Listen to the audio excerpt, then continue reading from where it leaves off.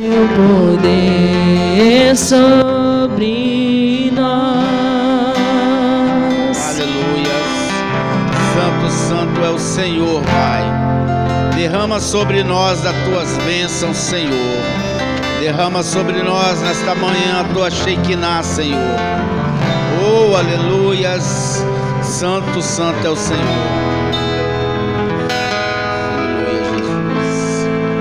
Derrama tua Shekinah sobre nós. Derrama tua Shekinah sobre nós. Não conseguiremos ficar de pé. Tamanha é sua glória sobre nós. Derrama teu Espírito sobre nós. Derrama teu Espírito sobre nós.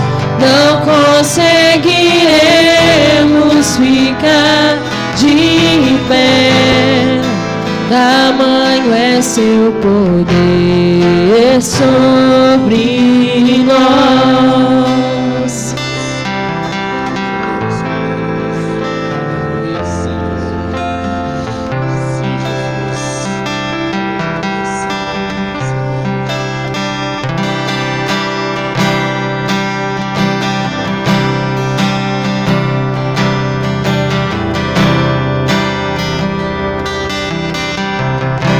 No início eras a palavra,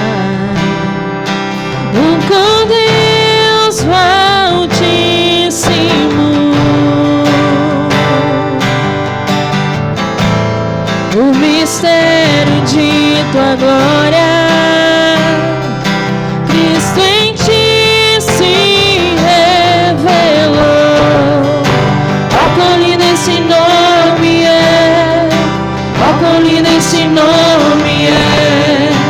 O nome de Jesus, meu Rei.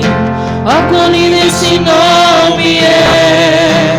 Maior que tudo Ele é. Ó, quão lindo esse nome é! O nome de Jesus. Adore esse nome nessa manhã. Deixou o céu para buscar-nos, veio pra nos resgatar. Amor maior que meu pecado, nada vai nos separar. Ó, quão maravilhoso é! Ó, quão maravilhoso é o nome de Jesus, meu Rei. Ó, quão maravilhoso é!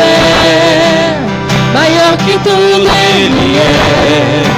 Ó, quão maravilhoso é o nome de Jesus. Com as suas mãos levantadas, adore Ele, dizendo que Ele é maravilhoso, que Ele é lindo, que Ele é tudo e todas as coisas. O primeiro dia desse mês útil de culto, nós estamos em consagração ao Senhor, em primícia a Ele. Primeiro o reino dos céus, para que as demais coisas sejam manifestas sobre nós e sobre a nossa vida. A tudo a Ele, a toda honra, toda glória, todo louvor, toda exaltação, toda adoração, toda rendição. Quão maravilhoso, Ele deixou a sua glória, veio, habitou entre nós, se fez homem, sofreu as nossas inconsequências, levou sobre si as dores, enfermidades, o castigo que nos traz a paz está sobre Ele. E assim, quão maravilhoso é, quão lindo Ele é. Ah, Deus, falta palavras no nosso vocabulário, nos nossos lábios, no nosso coração, para dizer o quão maravilhoso o Senhor é.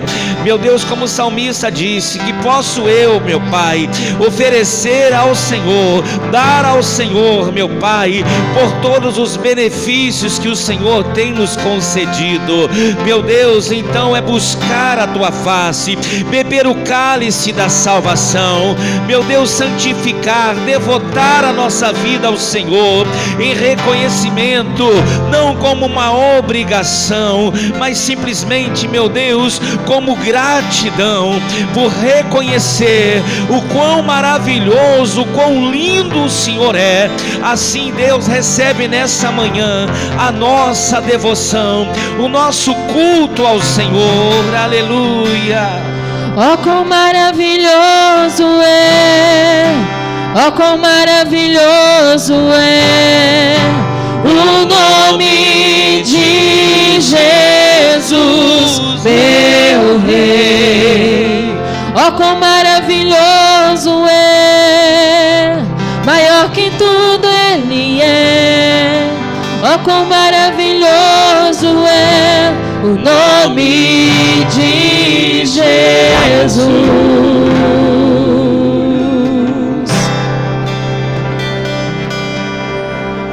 No início eras a palavra, com Deus Altíssimo, Com Deus Altíssimo, o mistério de tua glória, Cristo em ti se revelou. Ó, quão lindo esse nome é, ó, quão lindo esse nome é. Levante e diga: o nome de Jesus, meu Rei. Ó, quão lindo esse nome é, maior que tudo Ele é. Ó, quão lindo esse nome é, o nome de Jesus. Agora nós vamos adorá-lo em referência a tudo que essa canção diz nessa segunda parte, que diz: Ele deixou o céu para buscar-nos, veio para nos resgatar. Amor maior que o meu pecado, nada vai nos separar. Deixou o céu para buscar-nos, veio pra nos resgatar.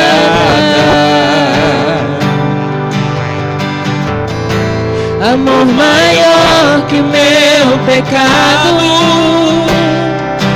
nada vai nos separar. Então diga a Ele: quão maravilhoso, quão maravilhoso é, ó, quão maravilhoso é o nome de Jesus, meu Rei.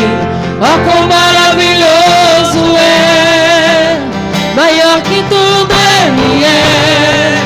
Ó, quão maravilhoso é o nome de Jesus. Levante as suas mãos e adore, dizendo: quão maravilhoso é, quão maravilhoso é o nome de Jesus, meu Rei. Quão maravilhoso é, maior que tudo Ele é. Quão maravilhoso é nome de Jesus. Ele merece toda exaltação, querido. Então você tem liberdade para adorá-lo.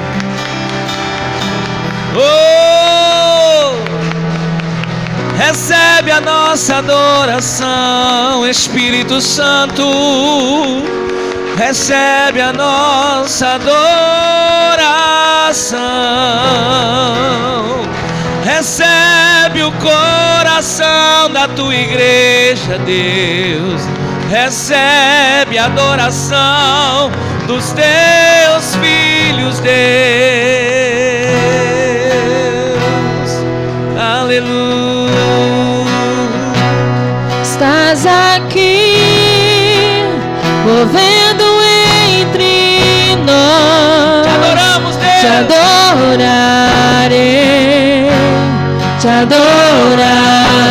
adorarei. Estás aqui, mudando destino. Te adorarei, te adorarei. Estás aqui, operando milagres. Te adorarei, te adorarei. Aleluia, Espírito Santo. Estás aqui, Vai dizendo, meu irmão. transformando nossas vidas, Transformando cada coração. Te adorarei, te adorarei. Meu Deus é Deus de milagres, Deus de promessas, caminho no deserto, luz na escuridão. Meu Deus, este é quem tu és. Meu Deus é Deus de milagres, Deus de promessas, caminho no deserto, luz da escuridão. Meu Deus, este é quem tu és. Estás Estás aqui, que está aqui nessa manhã. tocando os corações. Aleluia. Te adorarei, te adorarei. Estás aqui, curando multidões. Te adorarei, te adorarei. Estás aqui, restaurando corações. Te adorarei, te adorarei. Ele é Deus sobre tudo e todas as Estás coisas. aqui, Ele é Deus poderoso. transformando histórias. Te adorarei, te adorarei. Meu Deus é Deus de milagres, Deus de promessas, caminho no deserto, luz na escuridão. Meu Deus, este é quem tu és. Meu Deus é Deus de milagres, Deus de promessas, caminho no deserto, luz na escuridão. Meu Deus, este é quem tu és. Enxuga as lágrimas, restaura os corações. Deixa ele enxugar, querido. Tu és a resposta, Jesus. Aleluia. Enxuga as lágrimas, restaura os corações. Tu és a resposta, Jesus. Aleluia. Meu Deus é Deus de milagres, Deus de promessas, caminho no deserto, luz na escuridão. Meu Deus, este é quem tu és. Meu Deus é Deus de milagres, Deus de promessas, caminho no deserto, luz na escuridão. Meu Deus, este é quem tu és. A palavra de Deus, ela nos ensina que o choro pode durar uma noite, a alegria vem pelo amanhecer, que Deus enxugará do seu rosto toda lágrima, toda dor, porque se tivermos que chorar, será choro de alegria por recompensa de todo investimento da nossa vida e dedicação e devoção, porque não há nenhum trabalho no Senhor em vão, querido. E Ele diz nessa canção que Ele enxuga as lágrimas, restaura o coração. Então não importa qual é a lágrima que tem rolado do seu rosto, às vezes essa lágrima não é física, ela é uma lágrima da alma, é um choro de agonia dentro de você, que só você sabe o que passa. Quem sabe não há motivos até mesmo para a tristeza, as pressões, as circunstâncias, mas o peso é tão grande espiritualmente falando, que você se sente às vezes desestabilizado, fragilizado. Mas é o que nós vamos entender nessa manhã, o quanto o inimigo é astuto e tem trabalhado para afastar o povo da presença de Deus. Mas o salmista nos ensina: bom para mim é aproximar-me do Senhor. Asaf disse: até que entrei no santuário. Então, enquanto ele não tinha entrado,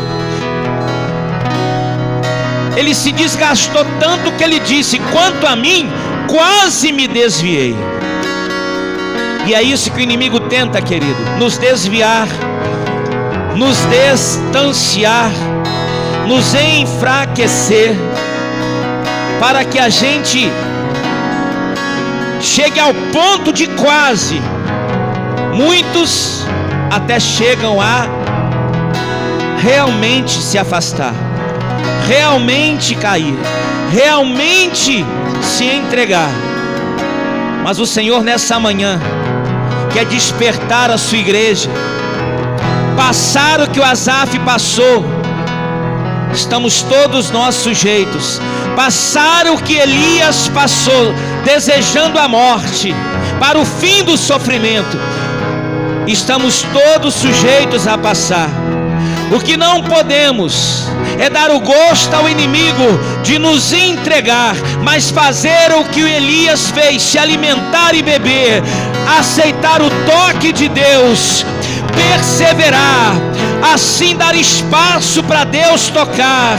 Também da mesma forma como Asaf, mesmo com um restinho de força, ele entendeu, ele aceitou, ele percebeu que algo não estava normal, que ele não era o que um dia foi, que ele não estava sendo como ele era, e isso o despertou, e ele entrou na presença do Altíssimo. Aí ele diz no verso 1: quão bom é o Senhor a estar na presença de Deus. Meu Deus é Deus de milagres, Deus de promessas, caminho no deserto, luz da escuridão. Meu Deus, este é quem tu és. Para terminar, diga, meu meu irmão: Deus é Deus de milagres, Deus de promessas, caminho no deserto, luz da escuridão. Meu Deus, este é quem tu és. Então pode aplaudi-lo, glorifique Ele, exalte a Ele, devocione a Ele, devota a Ele, seja devoto do Senhor, meu irmão. Oh!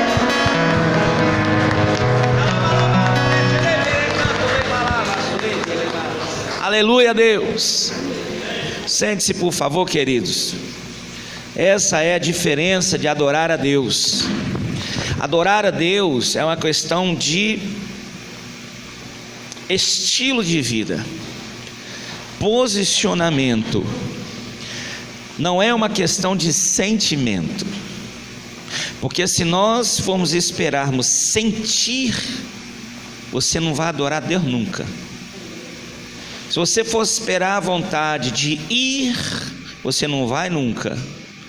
Você esperar a vontade de fazer, você não vai fazer nunca. Se você estiver esperando a vontade de dar o melhor, você vai dar só o pior.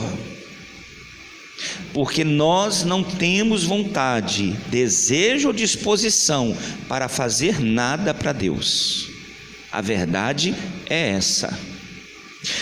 E quando nós reconhecemos isso, é que nós começamos a servir a Deus de verdade, de todo o nosso coração, porque nós começamos a cumprir um princípio que Jesus disse: aquele que quer vir após mim, negue-se a si mesmo. Então, quando nós reconhecemos que nós não queremos nada com Deus, a verdade é essa. Quando nós reconhecemos que as coisas de Deus não me interessam, que eu não estou na igreja por amor, que eu não encontrei Deus porque eu decidi um dia a parar com tudo e fazer o certo. Até porque, no meu conceito, em todo o tempo da minha existência, eu sempre fiz o certo. Errado para quem? O que é feio e o que é bonito? O que é?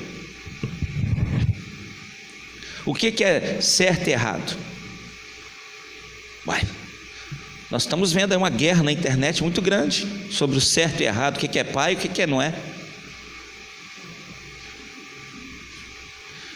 Vamos botar um detergente então para fazer a propaganda de um refrigerante, né?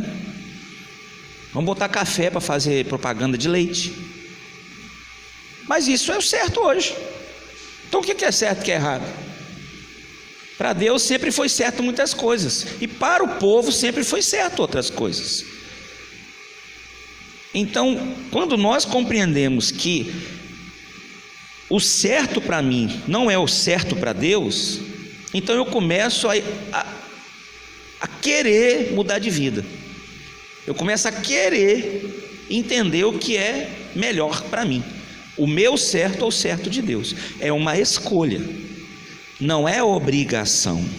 E nem obrigado ou obrigatório. É uma questão de escolha. Você acha que... Eu já cheguei agora, chegamos, né? Agora de manhã cedo, o barzinho ali estava cheio de gente. Passou por nós aqui um rapaz bonito. Um jovem, bonito. Corpulento. Com as canelas grossas, mal caminho. Bonito. Eu falei, eu como homem achei o moço bonito. Olhei para ele assim, olhei de novo. Cabelo bem bonito. Contra a natureza humana, vivendo como mulher, adorando e gostando daquilo que é contrário ao seu princípio, a qual ele foi criado por Deus. Mas para ele é o certo. Para ele é o que ele gosta de fazer, o que ele está gostando. Talvez lá no fundo ele até sabe que não é normal, que não é o comum, mas é o que ele gosta, né? Aquele monte de gente ali bebendo, virou a madrugada. De antes de ontem para ontem, eu fui dormir 4 horas, porque eu precisava fazer o programa que saiu. Deitei 4h30 do lado da minha esposa. Terminei a vigília que nós começamos aqui em casa. Mas isso é sadio? Passar a madrugada acordado? Mesmo que seja na presença de Deus? Se eu na presença de Deus tenho consciência que não é normal e não é bom ficar acordado de madrugada, muitos têm a consciência, irmãos. Agora entra a outra questão. Uma questão não é só consciência. A questão é desejar fazer diferente. Porque aí tem muitos que gostam, mas reconhecem que aquilo que eles fazem também não é bom. Porém, eles não têm força. Outros não reconhecem o que eles fazem seja errado. Então, por que eu estou falando tudo isso hoje de manhã? Porque tem tudo a ver com o nosso estudo de hoje. Não sei se vai dar para terminar, mas se não terminar hoje, a gente termina domingo que vem. Estava lembrando de um texto, fui à Bíblia, depois Deus me levou num outro trabalho que eu já até preguei sobre isso muito tempo atrás, mas não na mesma visão. Então, preparei um estudozinho para a gente entender o que é certo e o que é errado. E autoanalisar. Nós estamos começando um novo mês, um novo momento. Aí a gente às vezes dá vazão muito a um pensamento que não é bom. Aí a mensagem vai começar assim: o que eu tenho dado atenção é certo? O que eu tenho dado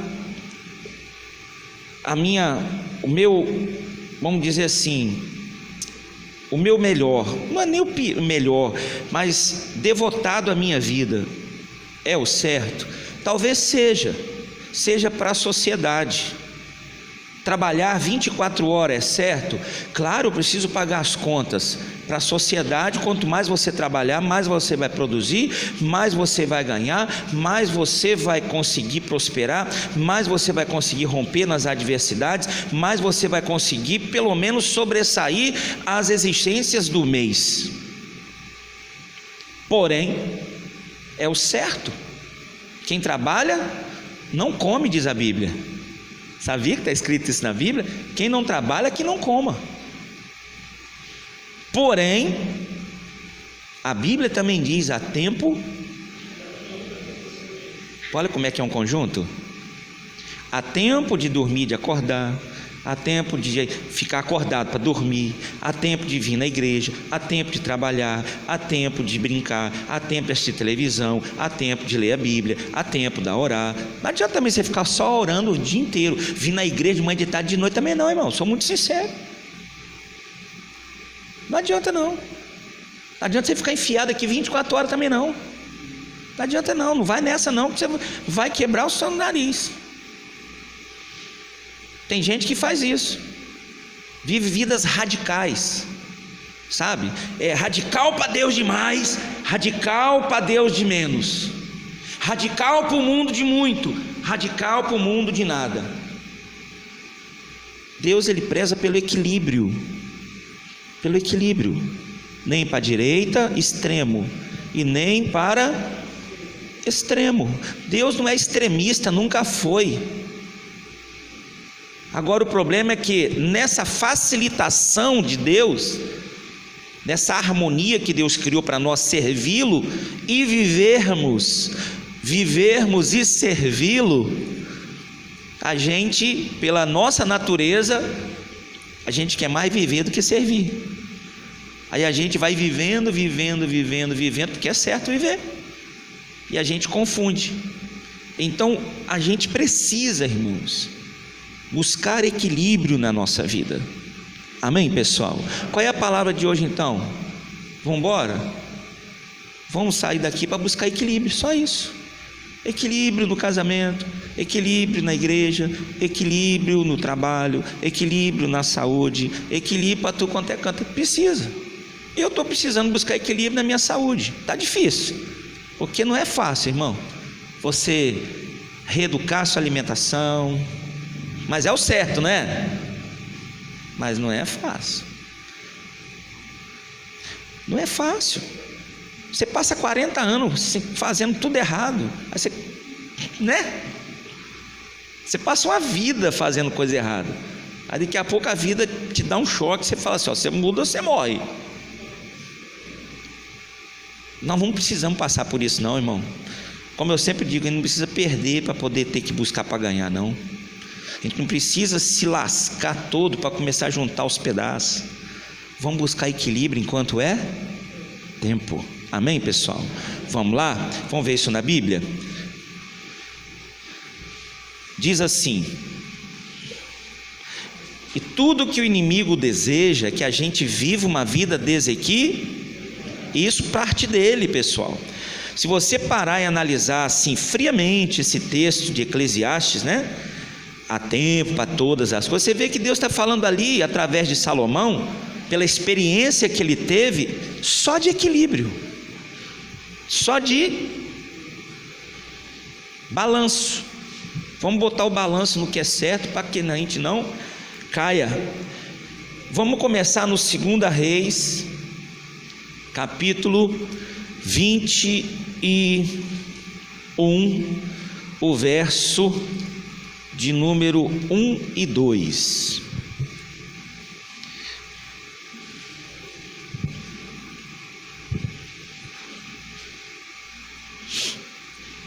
Segunda Reis, capítulo 21, o verso 1 e 2. Podemos? Diz assim: tinha Manassés 12 anos de idade quando começou a reinar, e 55 anos reinou em Jerusalém, e era o nome de sua mãe Efzibá, e fez o que era mal aos olhos do Senhor, conforme as abominações dos gentios, que o Senhor expulsara de suas possessões de diante dos filhos de Israel. Se parar aqui, a gente não vai entender nada, Porque como é uma escola bíblica, a gente precisa juntar os contextos, amém? Aqui, se pegasse aqui, a gente daria uma pregação, mas como é escola, vamos entender então que possessões são essas, o que é que Jesus, ou melhor, o que é que Deus expulsou? Deuteronômio, aí nós vamos ver o que é que Deus expulsou. Deuteronômio, capítulo 18, o verso 9 ao 14, mas não desmarca os reis não, porque nós vamos voltar para aí. Então em Reis a gente lê que o Senhor expulsou das possessões diante dos filhos de Israel muita coisa. Vamos ver que coisas foram essas que Manassés deixou se levar. Capítulo 18, verso 9 de Deuteronômio. Aí vem a direção espiritual de Deus. Quando entrares na terra que o Senhor teu Deus te der, não aprenderás a fazer conforme as abominações daquelas nações. Entre ti não se achará, nem faça passar pelo fogo seu filho ou sua filha, nem adivinhador, nem prognosticador, que é a mesma coisa que adivinho, nem agoureiro, nem feiticeiro, nem encantador, nem quem consulte um espírito adivinhador, nem mágico. Esse mágico aqui é mais o outro feiticeiro, né? São os cartomantes.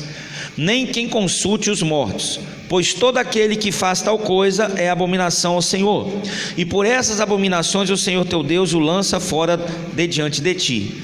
Perfeito serás com o Senhor teu Deus. Ponto. Acabou-se. É ordem de Deus. Versículo 14: porque essas nações que hás de possuir ouvem os prognosticadores, quer dizer, os adivinhos, e os adivinhadores, porém a ti o Senhor teu Deus não permitiu tal coisa. Deus, pastor, mas isso aqui é no Antigo Testamento, isso aqui é uma ordem lá atrás das leis de Moisés. Olha o dedão. Não confunda as coisas. Na verdade, a Bíblia não tem nada que foi abolido, irmão. A Bíblia simplesmente foi explicada através do Novo Testamento. O Novo Testamento, ele é o Antigo explicado, simplificado, facilitado, para que a gente possa conseguir cumprir o plano de Deus. Porque em nós, na lei, ninguém ia conseguir praticar a palavra. E todos eles viviam em altos e baixos exatamente por isso. Se você pegar o livro de Juízes, próprio Reis, então, você vai ver, fizeram o que era mal, fizeram o que era bom, fizeram o que era bom, fizeram o que era mal, fizeram o que era bom, fizeram o que era mal, fizeram o que era bom, fizeram o que era mal. Está dando sinal que está indo embora, né? Eu vou desligar aqui, senão você vai assustar eu também. Deve ser os negócios aqui dentro, só Deus na causa.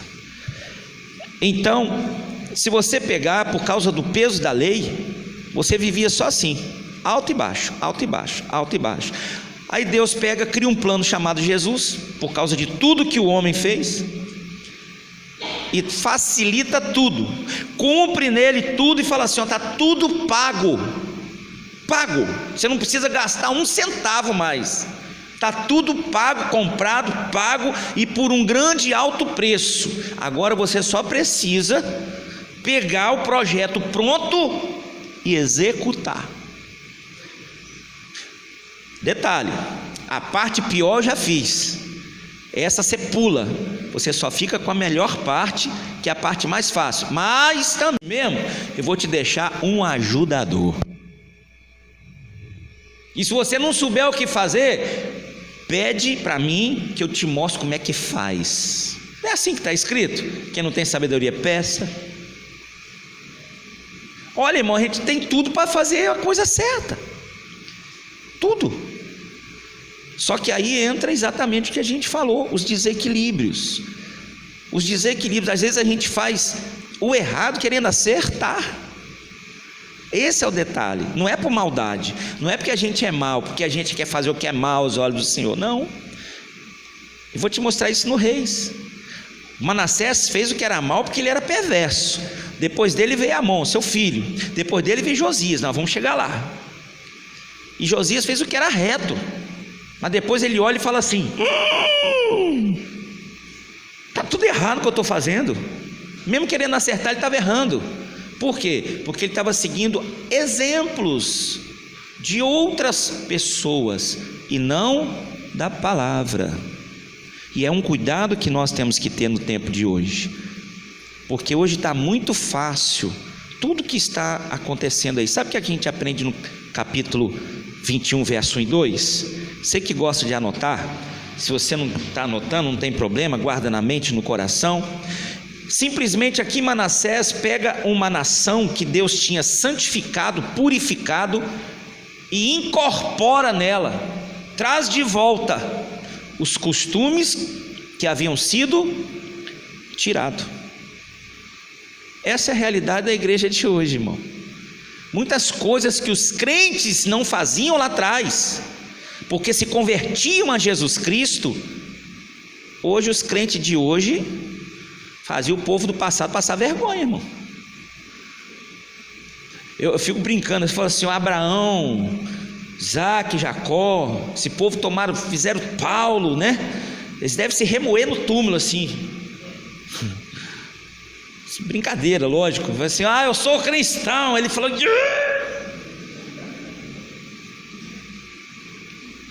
eu sou de Jesus, eu sou de Deus. Ele deve olhar e falar: misericórdia, como que caiu a qualidade? Como que o negócio deteriorou, né, irmão? Você pegar o peso na balança, pastor, mas as épocas são outras, como é que fala? A geração é outra, né? A modernidade veio, irmão. Tudo isso Deus já sabia que ia acontecer. Você acha que quando na época de Abraão, Isaac e Jacó já não tinha passado quantos anos para trás? Depois de Abraão, Isaac e Jacó veio o quê? José, veio a galera toda lá na frente, Paulo, os discípulos, veio um monte de coisa. Quanto tempo não passou? E a coisa não mudou, não deteriorou, pelo contrário, ele levava mais a ferro e fogo no temor, na seriedade, para que a coisa funcionasse, o que eles tinham aprendido. Hoje a gente aprende, muitas das vezes não funciona, porque a gente não faz conforme é ensinado. Isso é o que é o problema. É o desequilíbrio. No passado a coisa só ia. Lembra daquelas balanças que você ia comprar 1 quilo de arroz? Você é dessa época? Você é velho, meu filho.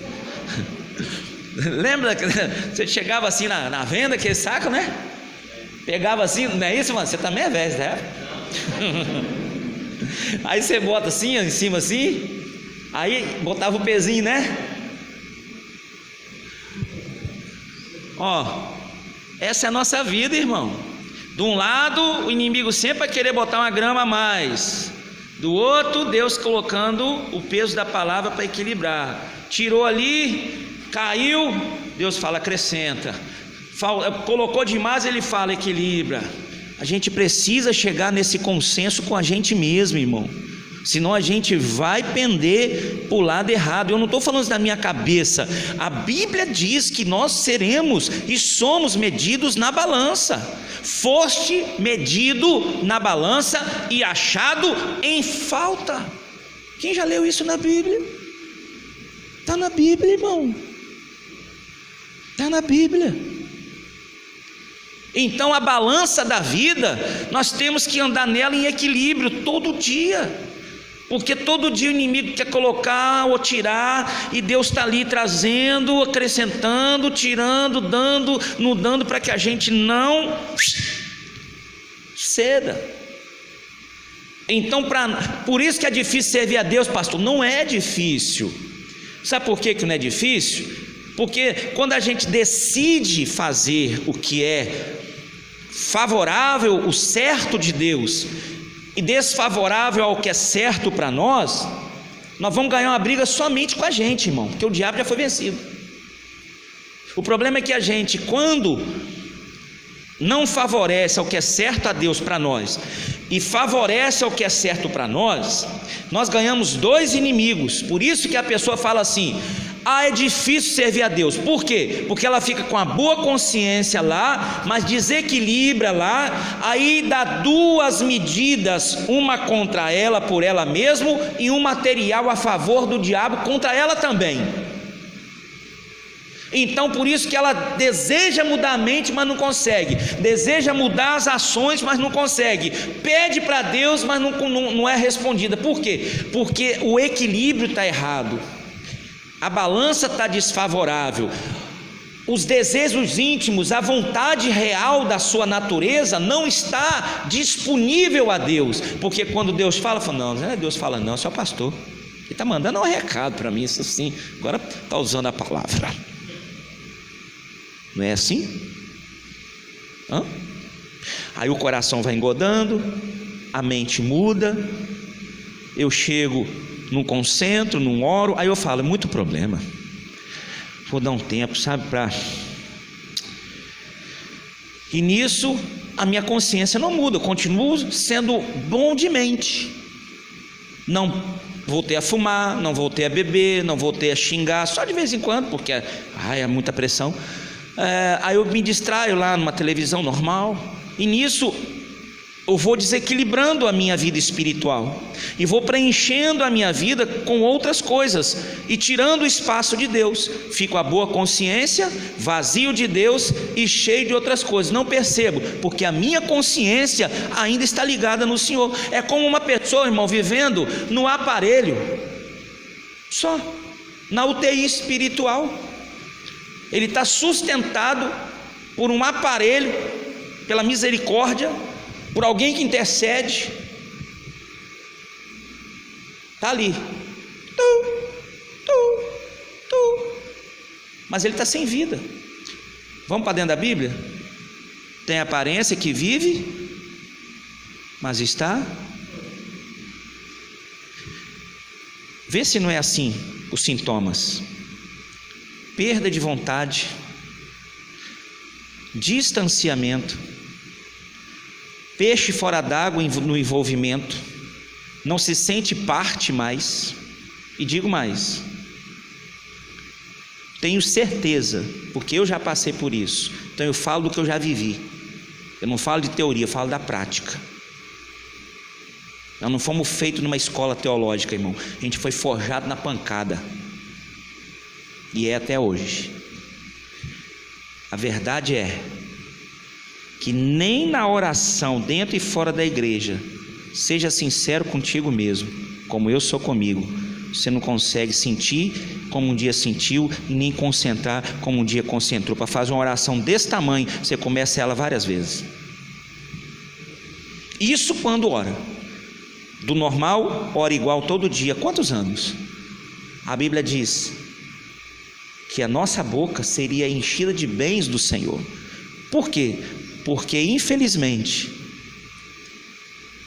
as imposições diárias estão colocando em nós, incorporando em nós costumes que não deveriam ser incorporados.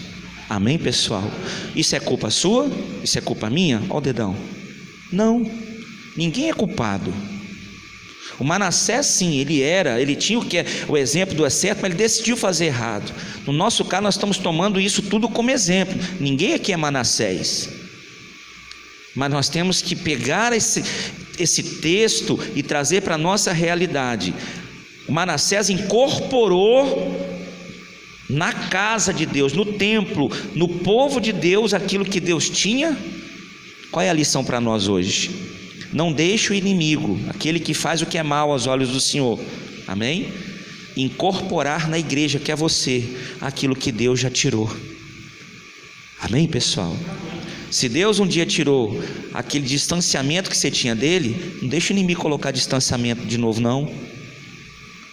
Se Deus tirou aquela frieza, aquela natureza morta entre você e ele, e colocou a vida, não deixe o inimigo matar a vida dele de volta em você, não.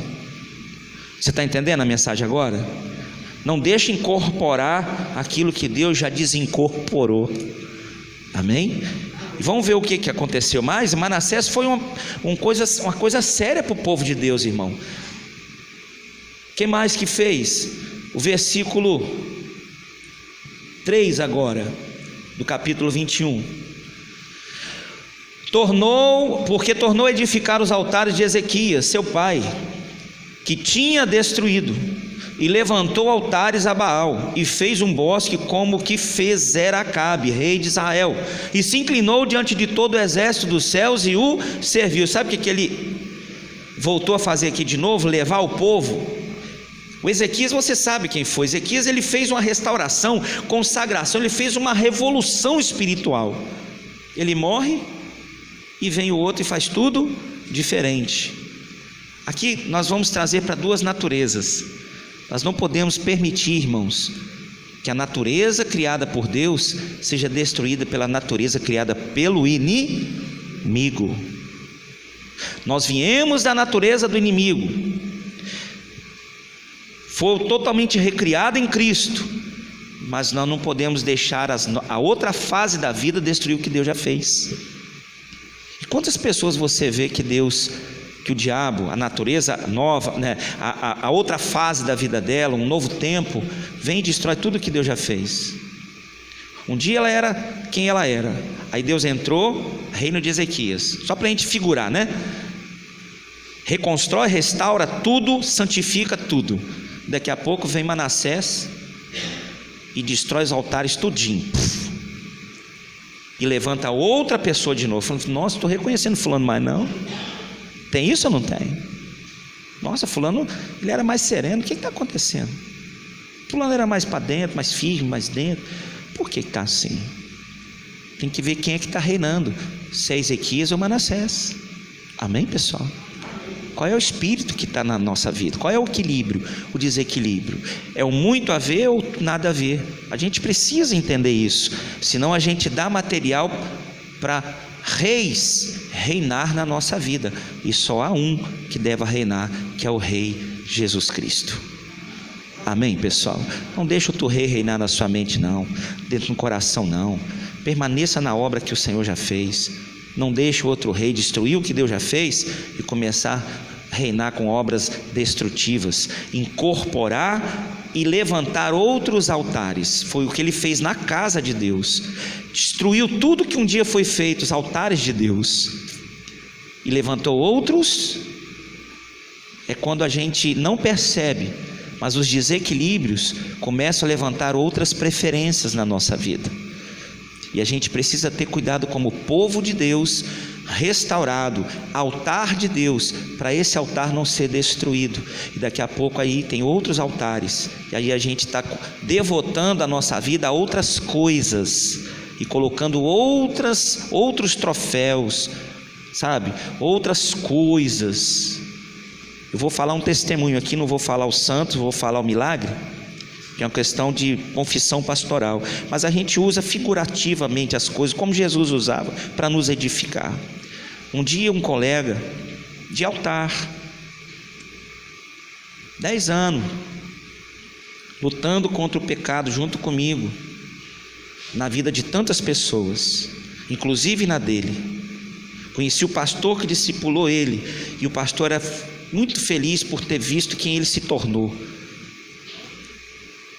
Há alguns meses atrás, a esposa dele nos confessa que ele disse assim: eu só fui mais um a pecar, tanto pastor pecando por aí. Ele traiu a esposa dele. Aí eu digo: por quê? Porque desequilibrou a vida em algum lugar. O altar de Deus foi derrubado e foi levantado outro. Agora, aquela pessoa que falava: está amarrado, demônio, agora ele falou o quê? Só mais um altar. Qual o problema? Tantos altares aí, qual mais uma diferença? A gente começa, irmão, a aceitar o que a gente rejeitava. A gente começa a se unir com aquilo que a gente se distanciava. A gente começa, muda, irmão. O inimigo, ele é astuto. Por isso que a Bíblia diz: vigiai e orai. E orai como? Não dá espaço, irmão, senão a coisa vai ficar ruim. O inimigo tem sede, ele não tem pressa, ele tem alvo. Amém? Por isso que nós não podemos nos dar o luxo de desequilibrar, porque se a gente desequilibrar, uma hora a casa cai. A gente não é super cristão, a gente não está salvo com carimbado passaporte ali. A gente precisa manter isso diariamente, senão a gente vai acabar como muitos por aí. Por isso que a gente está se reunindo sempre nos domingos de manhã na escola, domingo à noite, segunda e quarta e sexta. Não tem dia de muito para a igreja. A igreja é dia de pouco. Ah, muito. Por que muito? Muito o quê? O que é muito, o que é pouco? Muito é aquilo que me enjoa, e pouco é aquilo que eu tenho vontade demais. É chamada glutonaria. O estômago está desse tamanho igual o meu. Aí você come um pastel, já pensando no outro, não cabe. Aí você come o outro e dá azia. Você come um pratão assim e bebe um copão de água assim, sente entufado. Daqui a pouco vai lá e come um pão, igual eu. Aí fala assim: para que isso? Nem eu sei. Porque isso me interessa, isso me agrada, isso me satisfaz, isso é bom, eu gosto. Você está entendendo? É isso que a gente tem que ter cuidado, irmão, com o desequilíbrio.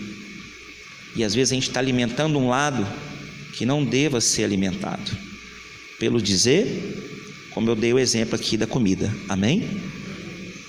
Depois de um pratão e um copão, você está com fome ainda? Não, dificilmente, né? Mas cabe o pão, cabe mais um copo de suco, cabe mais umas vezes uma banana. Aí a pessoa fala assim: meu Deus do céu, não aguento mais. Mas o zóio está lá assim, aí fala assim: ah, eu esqueci de falar, tem um pudim na geladeira. Fala: ai. Você não aguenta, aí você fala o quê? Eu levo, bota para casa. Aí você chega em casa, só foi o trajeto onde você estava até em casa, parece que esvaziou. Aí você vai comer antes de dormir.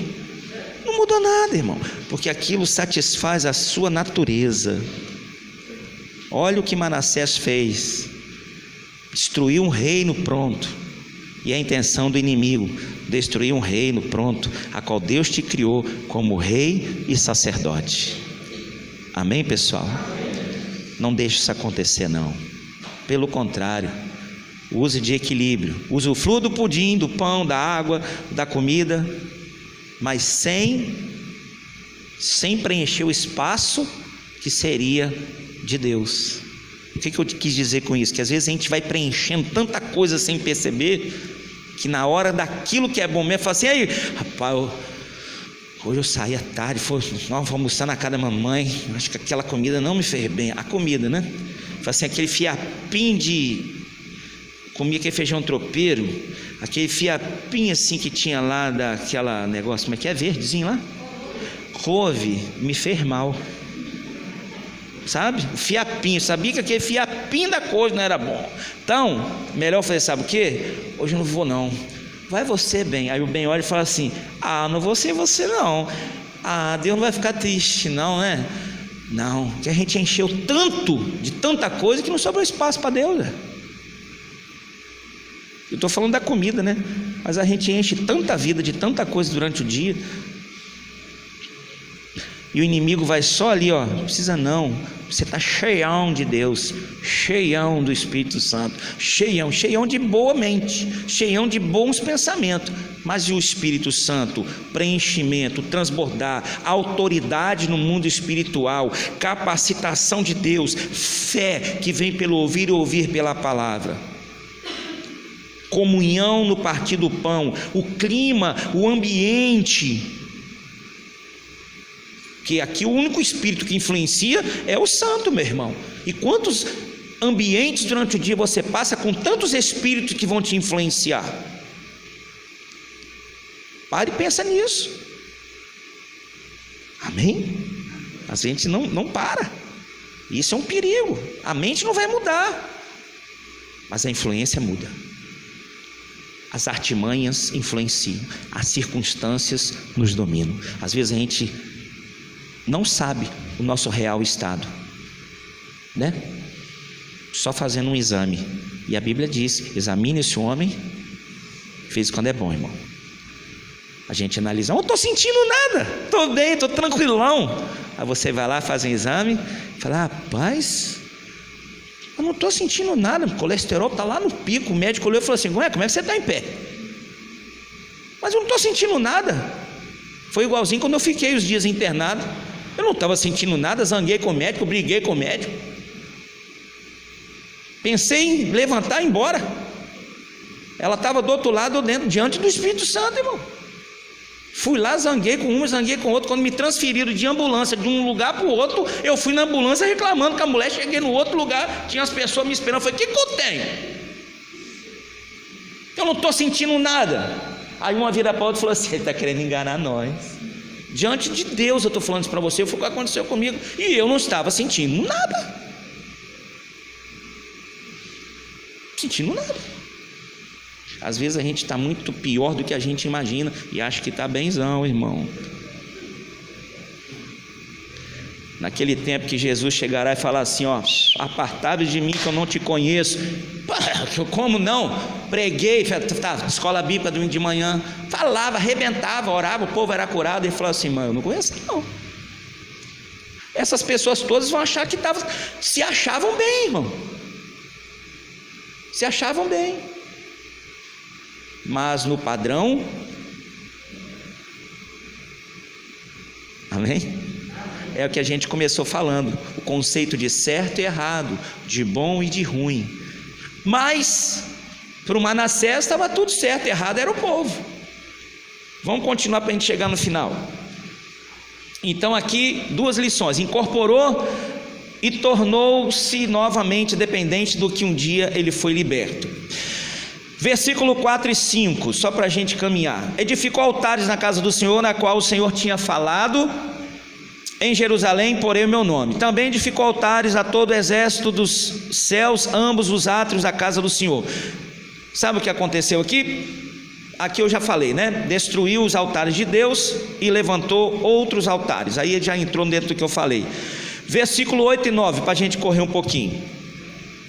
E não mais farei mover o pé de Israel desta terra que tenho dado a seus pais, contando que somente tenho cuidado de fazer conforme tudo o que lhes tenho ordenado e conforme toda a lei que Moisés meu servo lhe ordenou. Verso 9: porém não ouviram, porque Manassés de tal modo os fez errar, que fizeram pior do que as nações que o Senhor tinha destruído de diante dos filhos de Israel. Sabe o que a gente entende aqui, irmão?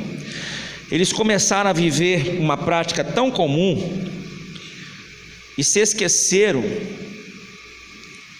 ou como se eles nunca tivessem conhecido o caminho que era certo. Talvez você conheça alguém assim, que hoje vive uma vida que parece que ele nunca ouviu uma palavra de Deus na vida dele. E a gente precisa ter esse cuidado, porque se a gente não se cuidar, amanhã pode ser eu. Você fala assim: nossa, pastor, volta, hein? Parece que... onde foi tanta mensagem que ele dava, hein? Às vezes a gente olha e fala assim: para onde vai tanta mensagem? Para onde vai tanta oração? Para onde vai tanta Bíblia? Para onde vai tanta comunhão? Para onde vai tanto eu sou de Deus? Para onde vai tanta frequência? Para onde vai? Que a pessoa se tornou, está se tornando nisso. Para onde foi tanto isso? Basta isso assim, irmão. Amém? Eles começaram a viver uma vida ali naquele tempo. E o cuidado, você vê que Deus falou com eles, mas eles não ouviram a Deus e deram ouvidos a quem? Porque Manassés fazia parte da mesma natureza que eles tinham a mesma natureza que Manassés. Nenhum dos dois tinha uma natureza completa para Deus, porque o ser humano não é para adorar a Deus. Ele nasceu para isso, perdeu no Éden, e tudo que veio de Adão e Eva para frente veio desinstituído da glória, veio faltando um pedaço. Então não é agradável, fácil para o ser humano adorar a Deus. Ele quer adorar a Deus do jeito dele, faltando um pedaço. Ele não quer preencher aquilo com a palavra, ou com Deus, ou com Jesus, ou com aquilo que realmente deva ser preenchido, porque aquele pedaço que falta, que quando encaixar, vai comprometer todo o restante, porque aquele pedaço a Bíblia chama de pedra fundamental, pedra de esquina ou principal. E quando o principal, o rei, o pedaço chega para dominar, todos os outros têm que se subjugar. Por isso que o diabo não quer que você bote o pedaço que falta aí dentro, ou mantenha o pedaço que falta aí dentro sadio, porque esse pedaço comanda o resto todo. Você está entendendo? Se esse pedaço sai, o resto volta a comandar. Se esse pedaço não entra, aqui continua comandando. Mas se esse pedaço entra, é aquele supervisor chato do seu trabalho, é aquele patrão chato, é aquele dono chato, é aquele pai chato que quer as coisas certas, é aquele professor chato que quer que todo mundo aprenda para passar de aula, de ano. Você vê que todo mundo que quer que você faça o melhor e o certo é chato. Sua mãe não era chata, seu pai não era chato, hoje você é o chato, né? Hoje eu sou chato, mas um dia para mim, meu pai e minha mãe eram os mais chatos do mundo, mas hoje eu sou o chato. E assim o ciclo da vida. Amanhã os chatos serão meus filhos, depois os filhos dos filhos deles serão os próximos chatos. Uma sequência de gente chata. Por quê? Se quiser fazer o que é certo, porque se não quiser vai ser legal. Porque todo mundo que normalmente é chato é porque quer fazer o que é direito. E todo mundo que quer fazer direito é o besta, é o chato, é o nojento, é o santarrão, é o crente do seu trabalho. Não é isso? É assim que funciona, irmão. É o pedaço que falta. Amém? Que ele não saia se ele já está aí. Se ele não estiver, que ele entre e possa realmente ser o chato do pedaço, dominar tudo e botar tudo que está fora de ordem na ordem, em nome de Jesus. Amém? Que a gente não pode é desincorporar, é trazer espaço, desequilibrar, para a gente, o inimigo trazer para nós a inconsciência, para que consiga viver uma vida como se nunca tivesse vivido uma vida que a gente já viveu. Para chegar no final, já deu 9. Aqui a gente vai.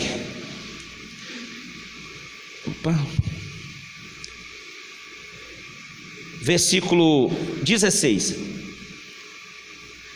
Além disso, também Manassés derramou muitíssimo sangue inocente, até que encheu a Jerusalém de um ao outro extremo, afora, pelo seu pecado, com o que fez Judá pecar, fazendo o que era mal aos olhos do Senhor. Aqui, irmão, ele praticou a injustiça e maldade, mesmo estando dentro da casa de quem?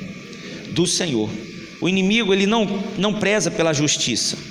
Então tudo que o inimigo puder fazer para fazer eu e você ser injusto com quem? Principalmente com Deus, principalmente com aquele que morreu e ressuscitou.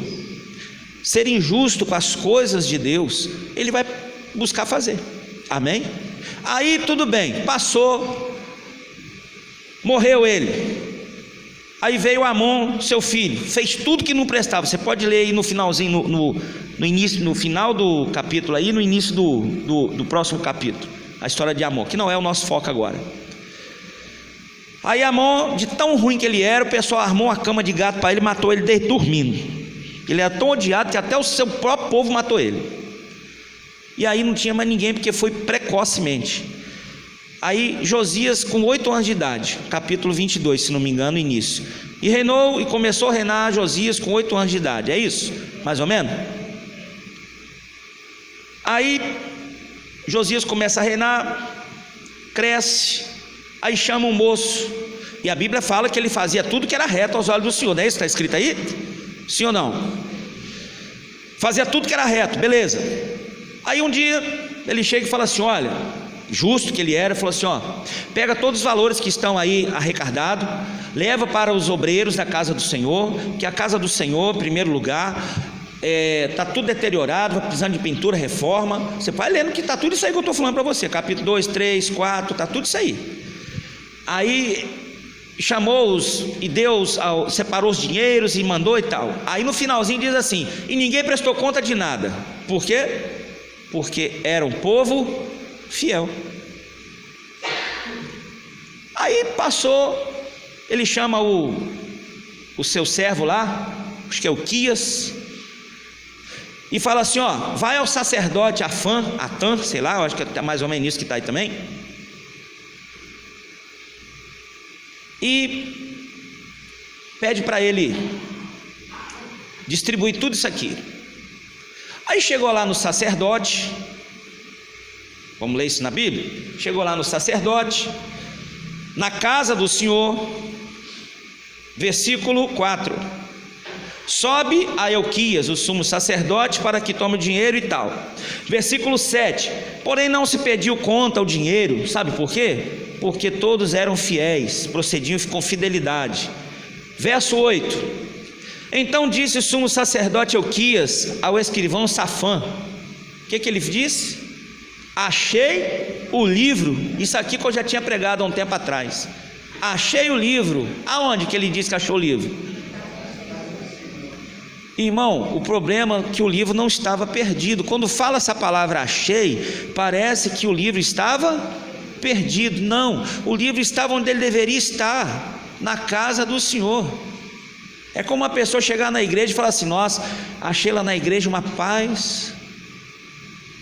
Aquela palavra que pregou, nossa, ai, assim, eu achei tão, mexeu comigo assim, nossa. A palavra sempre esteve no lugar dela, a igreja sempre teve no lugar dela, a casa do Senhor sempre teve no lugar dela, o livro sempre teve no lugar dela, o Espírito sempre teve no mesmo lugar. Era eu que não estava lá, ué. Amém? Está lá.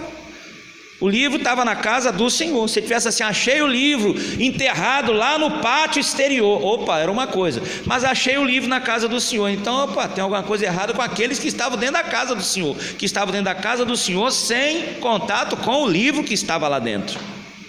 É o que a gente precisa ter cuidado. Amém, pessoal? Para que nada do que a gente ouviu até aqui possa acontecer. O livro estava na casa do Senhor. E esse é um grande cuidado que nós precisamos ter, de não perder o livro aqui dentro, ou no caso a palavra. Amém? Porque senão a gente vê que o sacerdote tomou um susto. Achei o livro. Eu também tenho que tomar cuidado para não perder a palavra aqui dentro. Se a gente não tiver equilíbrio, que a gente está falando sobre equilíbrio, a gente se desequilibra mesmo dentro da casa, mesmo sendo, palma para Jesus.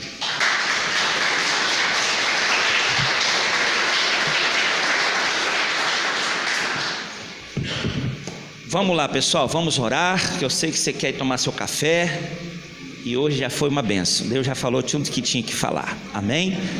Voltemos ao equilíbrio. Começamos um novo mês, vamos falar com Deus. Fique de pé, por favor, se você puder.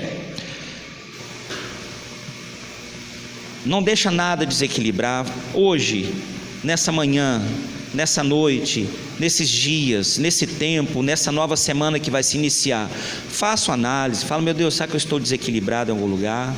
Segundo o Senhor, o que está fora do eixo na minha vida? E Deus vai ter o prazer de te falar, porque o que Ele não quer é ver você desequilibrar. Amém? Pelo contrário, quanto mais equilibrado estivermos, aí nós vamos finalizar com o texto que diz em 1 Timóteo capítulo 4. Capítulo 4 não. Deixa eu pegar aqui. 1 Timóteo capítulo 4, sim, verso 15 e 16, porque a gente falou só de Novo, de Antigo Testamento, mas juntando os dois a gente chega aqui, 1 Timóteo capítulo 4, verso 15 diz: medita estas coisas, ocupa-te nelas, para que o teu aproveitamento seja manifesto a todos. E o verso 16 diz: tem cuidado de ti mesmo e da doutrina, persevera nessas coisas. Por quê? Porque fazendo isto te salvarás, tanto a ti mesmo quanto aos que te ouvem. Glória a Deus. Depois de tudo que você ouviu, medita nesse último texto, 1 Timóteo 4, 15 e 16. E Deus vai te honrar, meu irmão. Vai ser bênção para você e para aqueles que estão ao seu redor. Vai ser bênção para você e para a área do seu trabalho. Porque quem pratica e persevera nestas coisas, fácil não é, mas é possível. Deus, Ele tem prazer de cooperar com você. Pai amado e querido, nessa manhã de equilíbrio, manhã de fé, manhã, meu Deus, de despertamento, início de mês, aonde nós estamos consagrando a nossa vida como servos do Senhor, como praticantes da Tua Palavra, como, meu Deus, membros de um só corpo. Nós queremos nessa manhã, meu Deus, colocar a nossa vida na disposição do Teu Espírito. Muitas adversidades estão sendo enfrentadas, e este é o grande pormenor, é que o inimigo tem tentado usar todas estas circunstâncias para desequilibrar a nossa vida, porque ele sabe que quando nós, meu Pai, nos mantemos equilibrados diante do Senhor, esta palavra, meu Deus, que está escrito em 1 Timóteo, ela vai se cumprir. Haverá, meu Deus, coisas para acontecerem, como diz o verso final.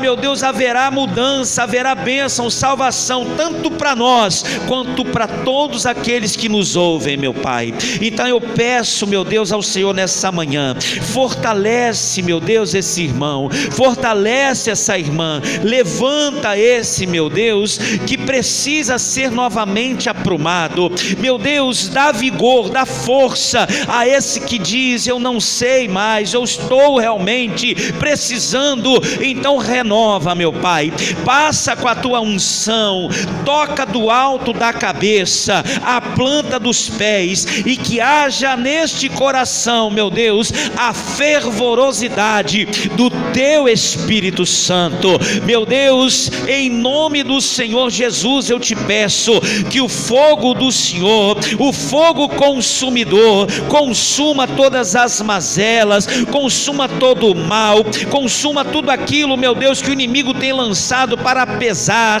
para sobrecarregar, para desanimar, para enfadar, meu Deus, para engodar. E venha, meu Pai, com a purificação, como valores, meu Deus, que eles são pessoas preciosas, que valem mais do que o mundo todo, meu Pai. Com o fogo do Senhor, meu Pai, venha, meu Deus, purificar, venha reacender, venha, meu Pai, restaurar esse altar e trazer sobre a vida dessas pessoas, meu Pai, como um altar vivo do Senhor, aonde eles estiverem, meu Pai, que o fogo da Tua presença, que a unção do Teu Espírito seja sobre cada um, em nome de Jesus. Pai, nós nos abençoamos, eu abençoo a cada um nessa manhã, que cada um nessa manhã, meu Pai, saia daqui regozijando equilibramente na Tua balança, na balança da fé, na balança da confiança, na balança da esperança, na balança da salvação, na balança da vida. Cada um seja, meu Deus, vivido de forma equilibrada. E toda vez que o inimigo quiser colocar um peso contrário, o Teu Espírito possa vir, meu Pai, e dar força a esta pessoa, para que ela jamais ceda ao peso que tem sido colocado. Pelo contrário, o Senhor diz que nesse dia o Senhor alivia ela, para que a alma dela encontre descanso. Assim eu abençoo em nome do Pai, do Filho e do Espírito Santo de Deus. Você que crê, glorifica ao Senhor com as suas palmas, meu irmão. Fica à vontade. Deus abençoe a sua vida e até a noite.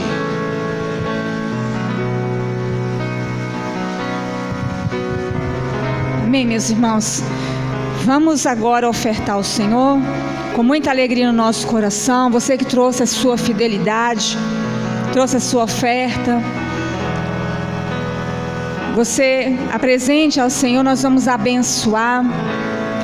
Mas antes eu queria que os irmãos pegassem o propósito da Santa Ceia, né? Domingo que vem já é a nossa Santa Ceia, o segundo domingo.